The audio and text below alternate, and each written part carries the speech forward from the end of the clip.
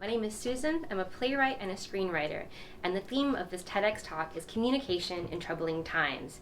So being a screenwriter means that I'm arguably a professional communicator, which doesn't mean that I'm great at communicating, but my job does require that I show dialogue in action. I can't speak for all writers. Some writers are extraordinarily well-spoken, but many of us are a mumbling, awkward lot. And the reason for that, I think, is the same reason we become writers in the first place. Because if every writer had the most brilliant rejoinder in the middle school every time they got teased, maybe they wouldn't have become a writer. We were compelled to go to our little cave and try to reconstruct that moment, perhaps with a different outcome, our paper victory.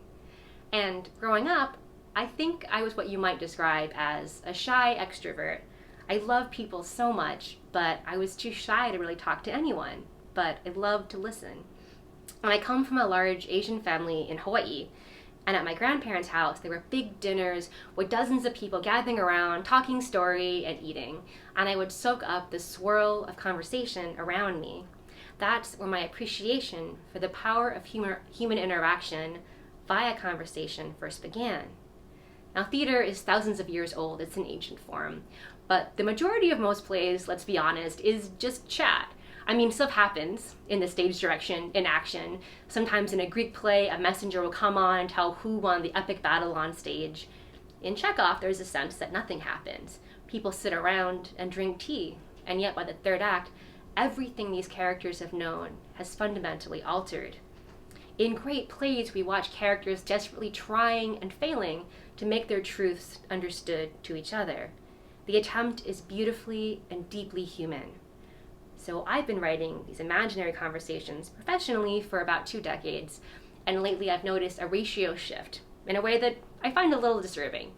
Whereas before I was out in the real world having conversations, living life, being around real people, and now as a writer with deadlines, that ratio shifted to time spent now indoors alone, making up conversations for imaginary people. And that's where I've been most of the past year, a writer transitioning from shy extrovert trending towards straight up introvert. But very busy with all these conversations I was having. And the nice thing about imaginary conversations is that you can have them with anyone you like. And the conversations I most wanted to have were with the people in my homeland. And a lot of those people no longer exist. So I wanted to talk to you about a particular play of mine called Today is My Birthday. It's a homecoming story. I'm from Hawaii, but I live mostly between New York and sometimes London. You leave a part of yourself in every place, so you're never fully whole. While I'm in New York, I'm missing Hawaii. When I'm in Hawaii, I often feel like I'm just a tourist passing through. And I believe this is a modern common feeling that many of us feel. Our collective unrootedness is the price we pay for a global existence. Sometimes we don't even know where home is or who compromises our village. But we all have one, if we can identify it. In modern times, we can be displaced by our choices, but our essential needs as a community hasn't changed. Now we have technology, we have ways of reaching each other, but we're not being nourished in all the same ways we used to be. The way you could feel fulfilled by interacting with the same 100 people in your radius, now you might have 2,000 people that you're in semi-communication with through social media, but it's not the same. So my play was inspired by a real incident. I was asked to call in as an actor on a morning talk radio show. Yes, a lot of people who call in radio shows are actors. And my scenario was to ask out a guy who was also an actor, and we improvised out a series of dates on the radio. And when I got off the phone, I was surprised that I was left kind of lonely. I had recently experienced heartbreak, and it felt so good to hear his voice telling me that I was special and beautiful and all the things a girl likes to hear. And I wondered if I should try to figure out who this voice belonged to. But then I thought the better of it. It's just acting. But as a playwright, I imagined a scenario where a crazier version of me would try to track down that voice and see if this voice, this connection was real. I tried to sustain the story where the character is never physically with anyone else, but tries to connect through phone calls, FaceTime, intercoms, and radio show. And looking back now to this play, it feels rather prescient to this moment when we're not able to be together. When we first did the play in New York, at page 73, all the audience experienced it in the same intimate physical location. And that's what makes live performance so exciting. There's something magical about sharing the air between the performers and the audience.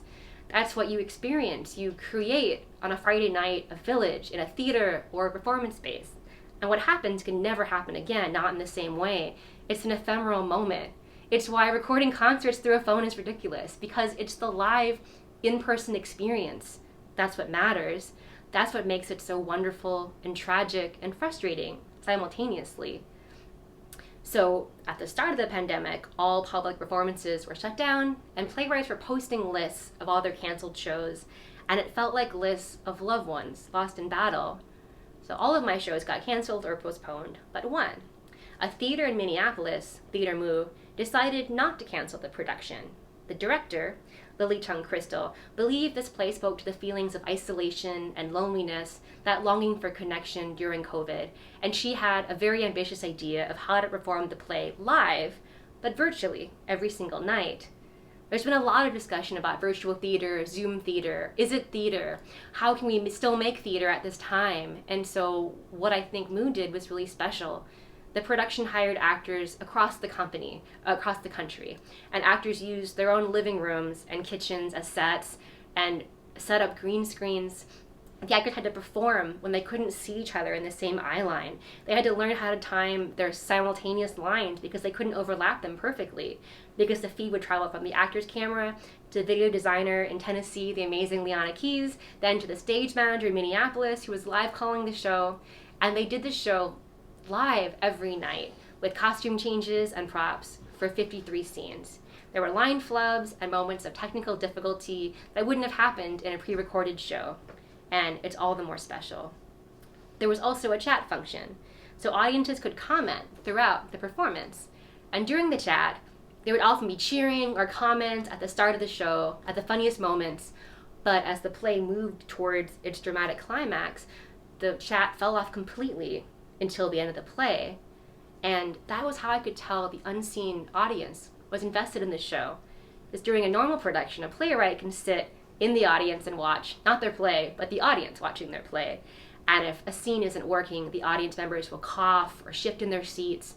And if a scene is landing, if a scene is working, the audience will grow still and lean forward. You can't know if your play is working until you can feel it in front of a live audience. And so it was extraordinary to feel that, even remotely.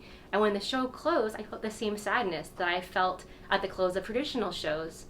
And I was so moved that the actors and their partners had not only given time to the show, but their homes as well. During our final dress rehearsal, one of the actors was in an emotional scene. She was crying, and her dog burst in to comfort her.